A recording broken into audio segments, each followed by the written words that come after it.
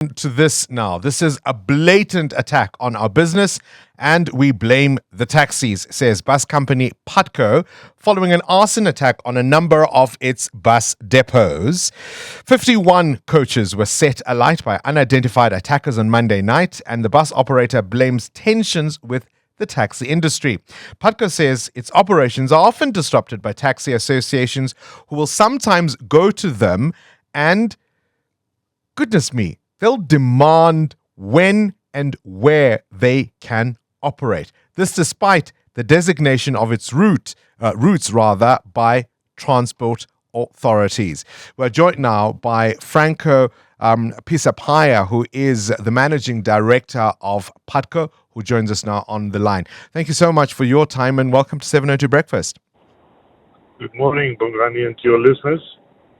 Just help us understand, how were your depots attacked? Well, approximately at 8:30 on Monday evening, a number of people in balaclavas and with guns, etc., approximately 10 at each depot, attacked 3 of our depots where our buses sleep, and set buses alight and obviously tied up all our guards that we have at all the various depots.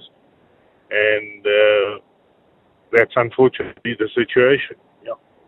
So what, 4 of the depots were attacked, I believe, in the Mpumalanga district in Mpumalanga?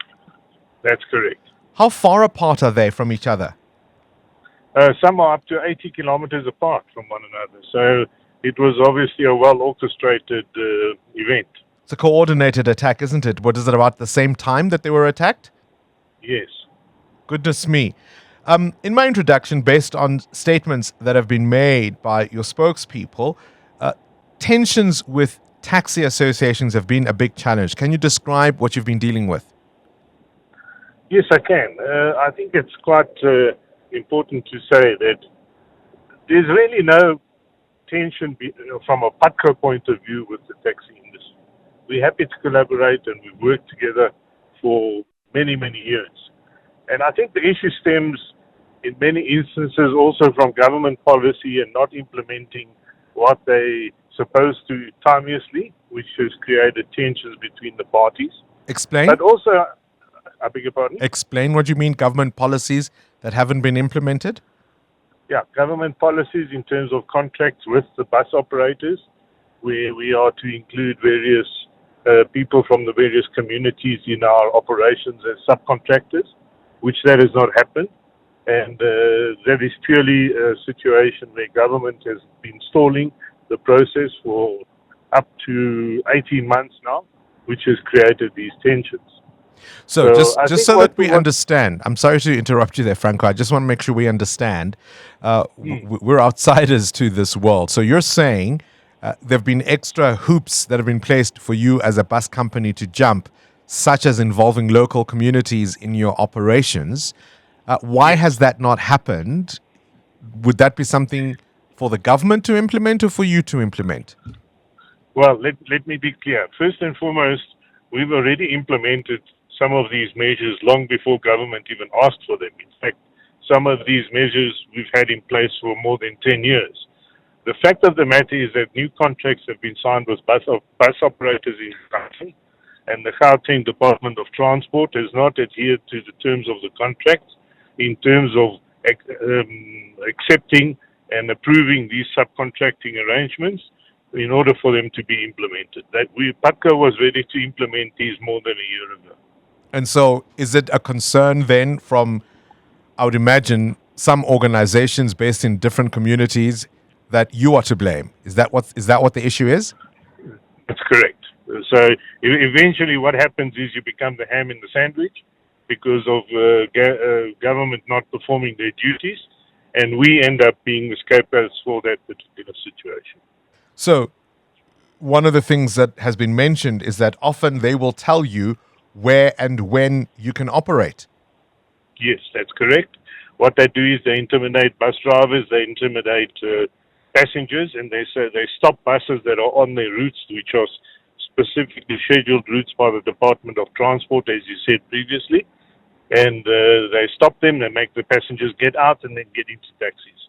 They've done that many times, and it's a major problem that we stand with. And unfortunately, also the SAPS do not have the full capability to be able to deal with this.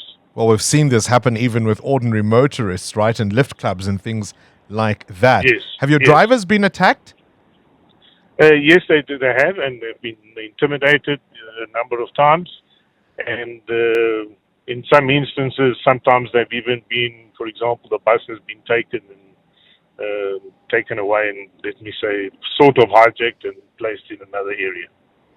2 employees were injured on Monday night's attacks. What's the latest on how they're doing? Fortunately, they are doing okay. Yeah, they were injured, but from the reports that we have, they seem to be on the mend, and we're hoping that they make a full recovery. You know what they did to them? They shot them. They shot one, and the other one was manhandled, and let me say they did shoot at him, but it obviously didn't hit him, but he was manhandled. You welcome the arrests that have been announced by the police overnight. I'm looking at the statement the police have released, saying that Yes. they've connected them to this incident because one of the pieces of evidence, I suppose, was that the suspects, one of them was found in possession of a mobile phone belonging to one of the victims, presumably one of your staff members. Yes, correct. So you've laid charges, but in general, as you say, this has been an ongoing issue bubbling under. Have you had much cooperation from the police?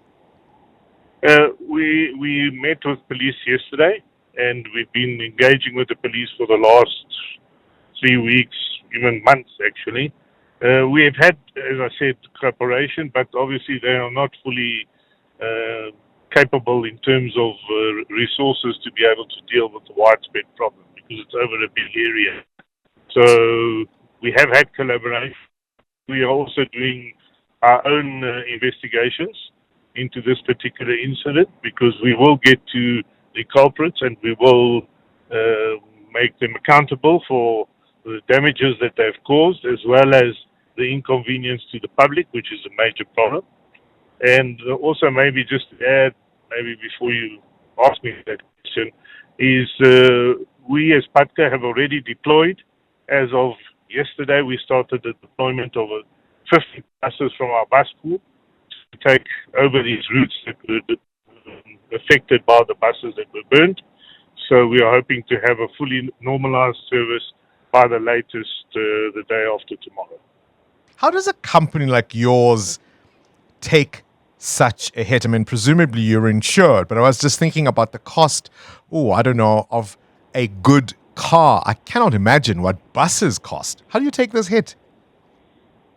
It's very, very difficult, Bongani, and it's obviously a big financial hit. And to give you an example, it's approximately 250 million rands when you consider all the damages. But yes, we are insured, but the your problem, and during that period of time, there's also, loss of revenues and other things, and it probably you actually never recover those losses. One of the concerns will surely be if this kind of attack is seen as quote unquote successful.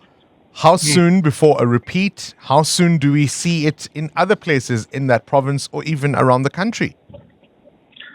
Well, that's a very good question, and the point is, what we're going to try and do is to avoid that by getting the people that are responsible for this to make them accountable, and hopefully that will send a very good message. I think also importantly, we've also had good support from, I would say, the MEC from the Mpumalanga province, who's in fact coming to visit us today, and we are also engaging with the ministry, the national minister, on the matter. So they have been very supportive of the situation because they too realize that if we allow these kind of events to escalate, you're going to have anarchy within the transport industry. Do you have the stomach for this fight? How soon before Putco stops operations entirely? we'll never stop operating. We will continue. What do you think this says about the rule of law in South Africa? What it says about the rule of law is that unfortunately it's not strong enough. Unfortunately, I think a lot of the intelligence is not strong enough. The SAPs are not geared properly to deal with these kind of things. And unfortunately, the law enforcement, agencies have a very soft ear towards the taxi industry. We've seen this movie before. Good luck to you and your colleagues. No doubt your facilities and depots will need even additional security going forward. As more details and information comes to light, hopefully you and I will speak again. Franco Pisapia, who is the managing director of Putco buses there. Current events, developing stories, tough questions. Your voice making a difference. This is Breakfast with Bongani Bingwa.